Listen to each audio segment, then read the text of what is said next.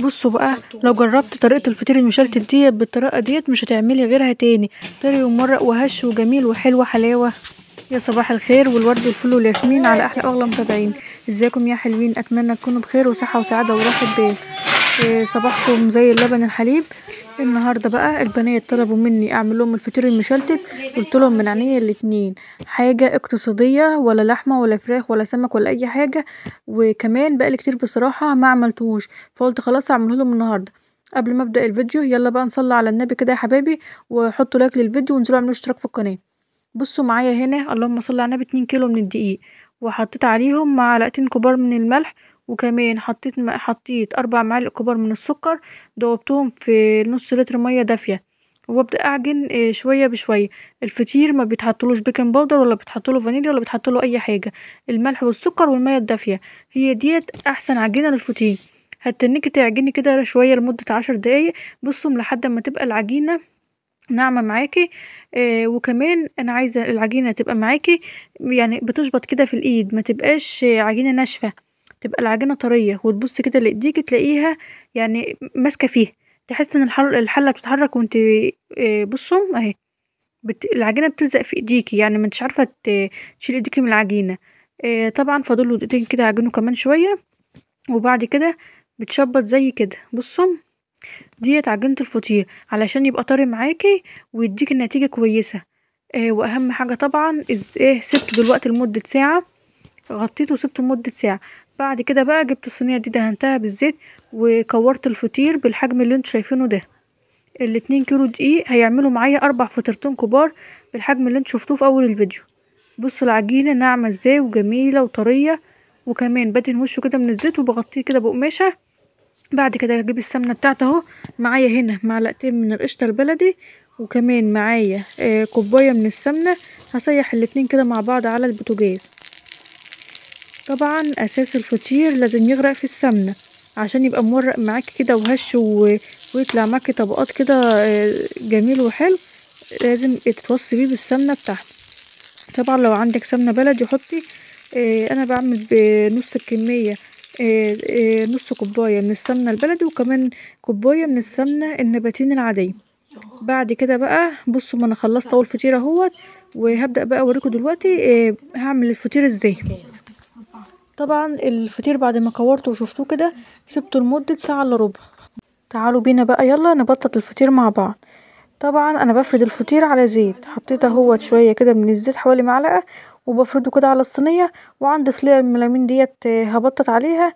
عندك صينيه برضو صاج او صينيه ستانلس، الحاجات دي كلها بتساعدك في التبطيط. ان الصينيه الطبليه بتاعتي بايظه مش قد كده، فقلت ابطط هنا على الصينيه. طبعا البنات في المدرسه دلوقتي في الدروس، وهيجوا مستنيين يتعشوا بقى الفطير ده بفارغ الصبر، او يتغدوا بيه اي حاجه. الفطير بينفع عشاء وينفع غدا. بصوا بقى الزيت اللي حطيته في الاول. بصوا بتفردي العجينه كده، شايفين العجينه ناعمه ازاي وجميله. اهم حاجه بصوا حطيت هنا معلقتين اهوت من خليط السمنه اللي انا عاملاه، وابدا امسحه كده على الفطير. ما تقلقيش لو حته من الفطير اتقطعت منك، مفيش اي مشكله. اهم حاجه ان احنا نسوي الاطراف. بصوا زي ما انتم شايفين كده.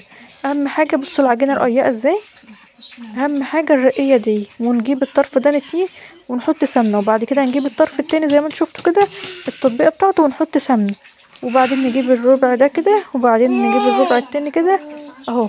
بيبقى معانا مربع زي ما انتم شايفينه كده. عايزه اقول لكم ان احنا بنفرده في الصاج هيبقى مدور زي ما شفتوه في اول الفيديو. معايا طبق بقى زي كده، ادي بحط عليه اول فطيره. انا دلوقتي هقول لكم هعمل 4. بصوا يا حبايبي، كل 4 كور من اللي انا كورته في الفطير هيتعمل فطيره واحده. ازاي بقى؟ زي ما انتم شايفين كده. انا خدت تاني واحده اهوت كوره من الفطير، حطيت برضو زيت، هفردها على زيت، وهبدا ابطل زي ما انتم كده شايفين. بصوا العجينه من كتر ما هي طريه وحلوه وناعمه بتتفرد معايا هي بكل سهوله. ولازم تريح العجين كور بعد ما انت قرصتيه. بعد كده طبعا بعد ما خلصت كده هجيب الزيت. صدقوني الفطير اللي العجينه اتقطعت مش مشكله خالص، كل ده بيتدرى في الاخر ما بيبانش خالص في الفطير.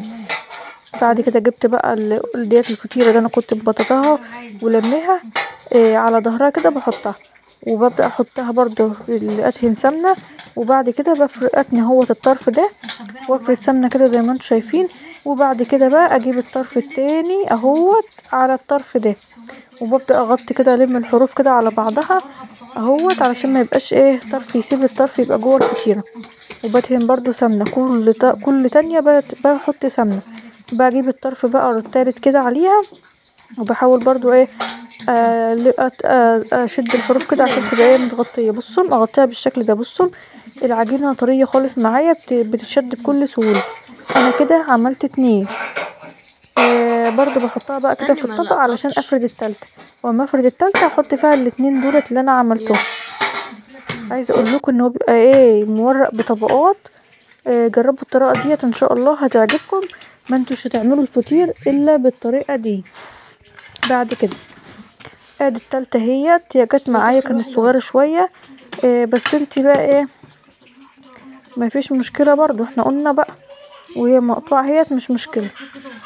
انتوا عارفين بقى ان انا معايا برضو بنت صغيره، طفله صغيره، فما ببقاش متحكمه او ببقى بعمل الحاجه باستعجال. بس انت بقى في البيت هتحاولي ان انت تبقي براحتك وتتأني كده بقى ايه وتعملي بمزاج كده وانت بتعملي الفطير ده. دي التالتة ونغطيها كده. بعد كده بقى حبايبي هجيب بقى الرابعه وهعملها بنفس الطريقه اللي انت شفتيها دي. بصوا بقى حبايبي ده شكل الفطيره اهوت بعد ما خلصته. معلش بقى النور كان قاطع. خلصته بقى بالشكل اللي انتوا شايفينه ده.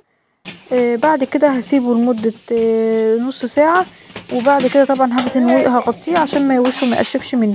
هجيب صاج زي كده، الصاج ما بيدهنش اي حاجة يا جماعة، وطبعا مولعة الفرن قبلها، الفرن مولع لمدة ربع ساعة، موطيه خالص من تحت ومن فوق.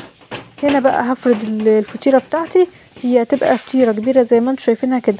انا بعتذر منكم يا جماعة الاضاءة بتاعة الفيديو لان النور كان قاطع وانا مشغلة على كشاف التليفون. فردت الفطيرة لحد الصينية بالشكل ده. اهم حاجة ان انت تتك على الحروف علشان ما تبقاش ناشفة معاكي. بصوا ده شكلها بعد ما فردتها. معايا بقى هنا ايه معلقتين بقى من القشطة. قشطة عندك على وش اللبن، قشطة انت شارياها، هتدهني وش الفطير بالقشطة كده زي ما انتوا كده شايفين. وبعد كده هدخل الفطير الفرن، هدخله على الفرن من تحت لمدة يعني ايه النار تكون متوسطة. انا ما احبش اخبزه على نار عالية ولا نار واطية، النار تكون متوسطة على سقط الفرن اهو زي ما انتم شايفين.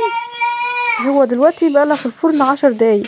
بلفف الصينية علشان تبقى كل الارضية بتاعت الفطيرة واخدة نفس التحميل.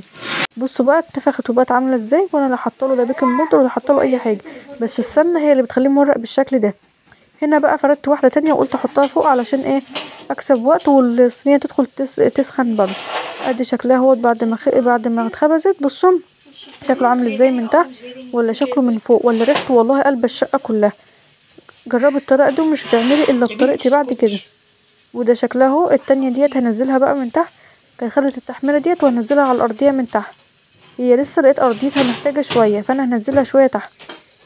شايفين بقى احلى فطيرة يا جدعان من اصل الفلاحين، فطير فلاحي معتبر. دلوقتي بقى هبدأ احط الفطيرة، هغطيها على صينية كده اروح قلبها برضو كده زي ما انتم شايفين، وهحط الصاج عليه. الصاج طبعا سخن وهو ده هيخليها طرية، الصاج طبعا سخن وهيخليها معرقة وتفضل طرية، والبخار اللي بينزل من الصاج هيخليها طرية وجميلة. ما تسيبوش الفطير مكشوف علشان هيبقى ناشف معاكي. ويا رب يكون الطريقه ديت عجبتكم، واكتبوا لي تحت في الكومنتات، وما تنسوش تحطوا لايك. والسلام عليكم ورحمه الله وبركاته.